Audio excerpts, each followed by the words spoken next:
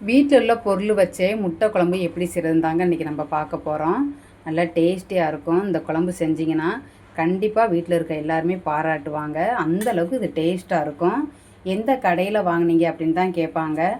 டக்குன்னு நம்ம வீட்டுக்கு ஒரு கெஸ்ட்டு 4 பேர் வந்துட்டாங்க அப்படின்னா கண்டிப்பாக அதை செஞ்சு கொடுங்க. எல்லோரும் உங்களை பாராட்டுவாங்க. திரும்ப சொல்கிறேன், எந்த கடையில் வாங்கினேன்னு கேட்பாங்க. அந்தளவுக்கு டேஸ்டியாக இருக்கும். வீட்டில் இருக்க பொருள் வச்சு தாங்க நம்ம செய்ய போகிறோம். எந்த பொருளும் நம்ம கடையில் வாங்கலைங்க. வீட்டில் இருக்க பொருளை வச்சு மட்டும்தான் நம்ம செய்ய போகிறோம். முட்டை வீட்டில் இருக்கும். கண்டிப்பாக எல்லார் வீட்லேயும் முட்டை நீங்கள் வச்சுருப்பீங்க. ஒருவேளை முட்டை இல்லைன்னா முட்டை மட்டும் நீங்கள் கடையில் வாங்கிக்கிங்க. மற்ற எல்லா பொருளுமே வீட்டில் இருக்கிறத வச்சு தாங்க நம்ம செய்ய போகிறோம்.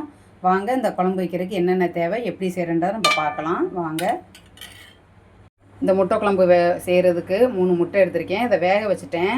முட்டை வேக வைக்கிறப்ப முட்டை மூழ்கிற அளவுக்கு தண்ணி ஊற்றிக்கணும். கொஞ்சம் கொதி வர நேரத்தில் கொஞ்சம் உப்பு போடணும். அப்போ தான் இந்த முட்டை ஓடை நீக்கிறதுக்கு ரொம்ப ஈஸியாக இருக்கும். இல்லாட்டினா கொஞ்சம் சிரமப்படுத்த நம்ம எடுப்போம். ஆனால் எடுத்துடலாம். ஆனால் உப்பு போட்டு வேக வைக்கிறப்ப கொஞ்சம் சிரமம் இல்லாமல் ஓடை எடுத்துடலாம். இப்போ முட்டை வெந்துருச்சு. இது அப்படியே ஒரு ஓரமாக இருக்கட்டும். இப்போ ஒரு துண்டு இஞ்சி எடுத்திருக்கேன், வெள்ளைப்பூடு எடுத்திருக்கேன், ஒரே ஒரு தக்காளி கொஞ்சம் பெரிய சைஸாக எடுத்திருக்கேன். சின்னதாக இருந்தால் நீங்கள் 2 எடுத்துக்கோங்க. சின்ன வெங்காயம் தான் அதில் சேர்த்துருக்கேன், பெரிய வெங்காயம் கிடையாது. சின்ன வெங்காயம் தான் சேர்த்துருக்கேன். அதை 1க்கு 2 வெட்டி வச்சுருக்கேன். இப்போ இதை எல்லாமே நம்ம பச்சையாக அரைச்சிட்டு வந்துடலாம். இப்போ இந்த முட்டையில் இப்படி குறுக்க இப்படி கோடு போட்டுக்கலாம். அப்போ தான் உள்ள மசாலாம் இறங்கும். இங்கே பாருங்க, இப்படி குறுக்க கோடு போட்டுக்கலாம். இது வந்து ஆப்ஷன் தான். நீங்கள் வந்து இந்த மாதிரி இப்படி நேராகவும் போட்டுக்கலாம், இந்த மாதிரி இப்படி நேராகவும் போட்டுக்கலாம். கொஞ்சம் எண்ணெய் ஊற்றிக்கிறேன். இது கறி மசால் பொடி, இது கொஞ்சம் பிரியாணி பொடி, மட்டன் தூள், மல்லித்தூள், மிளகாத்தூள், மஞ்சத்தூள், உப்பு சேர்த்துருக்கேன். இப்போ அது எல்லாமே இதில் சேர்த்துக்கலாம். இன்னும் அடுப்பு பற்ற வைக்கலை. இப்போ அதை அப்படியே கிண்டி விட்டுக்கிறேன். இன்னும் அடுப்பு பற்ற வைக்கலை. இப்போ நம்ம இந்த வெட்டி வச்ச முட்டையும் சேர்த்துக்கிறேன். இதை அப்படியே ஒரு நிமிஷம் அப்படியே கிண்டி விடலாம். பார்த்தீங்களா, இன்னும் அடுப்பு பற்ற வைக்கவே இல்லை. இப்படி சும்மா கிண்டினாலே போதும். இப்போ கிண்டிட்டு இப்போ அடுப்பை பற்ற வச்சுக்கலாம். இப்போ அடுப்பு பற்ற வச்சிட்டேன். இப்படி ஒரு 2 நிமிஷம் கிண்டி விட்டிங்கன்னா போதும். இப்போ பாருங்க, அப்படியே நல்லா ட்ரை ஆகும். செம்ம டேஸ்ட்டாக இருக்கும். எந்த கடையில் வாங்கன்னு தான் கேட்பாங்க. முட்டை சாப்பிட்றதுக்கு நல்லாயிருக்கும், ரொம்ப குலையாது. இப்போ இதை சிம்மில் வச்சு நல்லா ட்ரையாக வறுத்துக்கிட்டேன். இப்போ நம்ம இன்னொரு பாத்திரத்தை அடுப்பில் வச்சுக்கலாம். இன்னொரு பாத்திரத்தை அடுப்பில் வச்சுக்கலாம். கொஞ்சம் எண்ணெய் ஊற்றிக்கலாம். கொஞ்சம் கடுகு போட்டுக்கிறேன். இப்போ இதில் கொஞ்சம் கருவேப்பிலை போட்டுக்கிட்டா போதும். பொரிஞ்சனையே நம்ம அரைச்சி வச்சுருக்க வெங்காயம் தக்காளியை இதோட சேர்த்துக்கலாம்.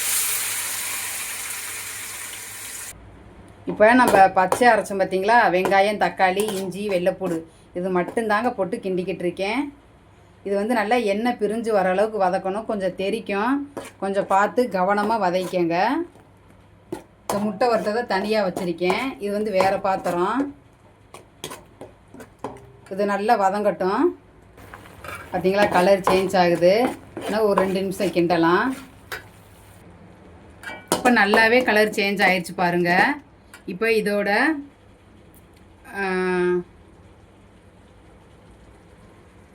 பிரியாணி பொடி கறி மசால் பொடி இது மட்டும்தாங்க கலக்கிறேன், வேறு எதுவுமே இல்லைங்க. இது வந்து வீட்டில் இருக்கக்கூடிய பொருள் தான். இதை மட்டும் கலந்து திரும்ப ஒரு 2 தடவை கிண்டிக்கிறேன். 1 நிமிஷம் கிண்டினா போதும். அந்த பச்சை வடை போகிற அளவுக்கு இருந்தால் போதும். இப்போ இந்த மிக்ஸி ஜாரை கழுவி அந்த தண்ணியை ஊற்றிக்கிறேன். நம்ம முட்டை வறுக்கிறப்போ கொஞ்சம் உப்பு போட்டோம். இந்த ஸ்டேஜில் இந்த கிரேவிக்கு தகுந்த உப்பு போட்டுக்கலாம். இப்போ கொஞ்சம் தண்ணி ஊற்றிருக்கேன். இந்தளவுக்கு இருக்குது. இது நல்லா கொதியட்டும். கொஞ்சம் வெயிட் பண்ணலாம், நல்லா கொதியணும். இப்போ இது ஒரு மூடி போட்டுடலாம். சீக்கிரம் அப்போ தான் கொதி வரும். இப்போ நம்ம அடுப்பில் வச்சு ஒரு 10 நிமிஷம் ஆகுது. நல்லாவே கொதிஞ்சிருச்சு பாருங்கள். அந்த ஓர கல்லம் பாருங்கள், லேசாக வத்துனது தெரியுதுங்களா? அப்படி எண்ணெய் வந்து மிதக்கணும். பார்த்தீங்களா, இந்த ஓர கல்லம் பாருங்கள், இந்த ஓர கல்லம் பாருங்கள், எண்ணெய் மிதக்குது. இந்த மாதிரி எண்ணெய் மிதக்கணும். இந்த ஸ்டேஜில் தேங்காய் அரைச்சி பால் எடுத்திருக்கேன். நான் 2 பால் எடுத்திருக்கேன். மொதல் பால் 2வது பால் மட்டும் எடுத்திருக்கேன். இப்போ இந்த தேங்காய் பாலை சேர்த்துக்கிறேன்.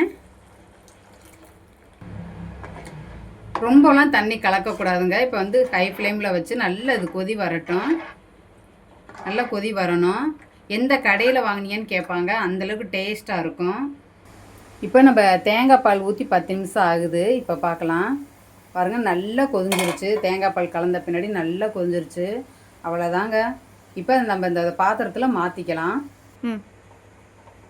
இப்போ வந்து இந்த முட்டை நம்ம வறுத்து வச்சுருந்தோம் பார்த்தீங்களா, இந்த முட்டையோட இந்த கிரேவியை சேர்த்துக்கிறோம். அவ்வளோதாங்க. இப்போ இது நல்லா கொதியட்டும். அவ்வளோதான். நல்லா கிண்டிக்கலாம். இங்கே இருங்க, அடியில் இருக்க நம்ம முட்டை போட்டு வறுத்தோம் பார்த்தீங்களா, அதெல்லாம் மேலே வந்தோம். அந்தளவுக்கு நல்லா கிண்டி விட்டுக்கணுங்க. பாருங்கள், அதில் ஊற்றுனேன்னு இந்த கலர்லாம் மாறிடுச்சு பாருங்களேன். நல்லா கவனிச்சு பாருங்கள், இந்த கலர்லாம் மாறிடுச்சு. இப்போ இது ஒரு கொதி வந்தால் போதுங்க. மேலாக மல்லித்தலை தூவிடலாம். இப்போ பக்கத்தில் தெரியுதுங்களா, இருந்த கலருக்கு இப்போ இருக்க கலருக்கும் நம்ம அந்த முட்டை போட்டு கிண்டணும் பாருங்கள், அந்த சாந்தெல்லாம் மேலே வந்துருச்சு. இப்போ இது நல்லா கொதியட்டும். நல்லாவே கொதிஞ்சிருச்சுங்க. இந்த ஸ்டேஜில் நம்ம மல்லித்தலை தூவி அப்படியே மூடி வச்சிடலாம். கண்டிப்பாக வாசல் வரைக்கும் இந்த வாசம் கண்டிப்பாக வரும். எந்த கடையில் வாங்கினேன்னு தான் கேட்பாங்க. ரொம்ப டேஸ்டியாக இருக்கும். வீட்டில் செஞ்சது சொன்னால் கண்டிப்பாக நம்ப மாட்டாங்க. அந்தளவுக்கு டேஸ்ட்டாக இருக்குங்க. அதை ஒரு ட்ரை பண்ணி பாருங்கள். தேங்காய் பால் ஊற்ற விருப்பம் இல்லாதவங்க தேங்காய் அரைச்சி அப்படியே போட்டுக்கலாம், அல்லது தேங்காய் இல்லாமல் இந்த குழம்பு செய்யலாங்க. இந்த குழம்பு உங்கள் வீட்டில் முயற்சி பண்ணி இது எப்படி இருக்குது, எப்படி நீங்கள் செஞ்சீங்க, நான் செஞ்சது பிடிச்சிருக்கா என்னன்றதை கமெண்டில் சொல்லுங்கள். கண்டிப்பாக உங்கள் வீட்டில் செஞ்சு பாருங்கள். உங்கள் வீட்டில் எல்லோரும் பாராட்டுவாங்க, இது நிச்சயம்.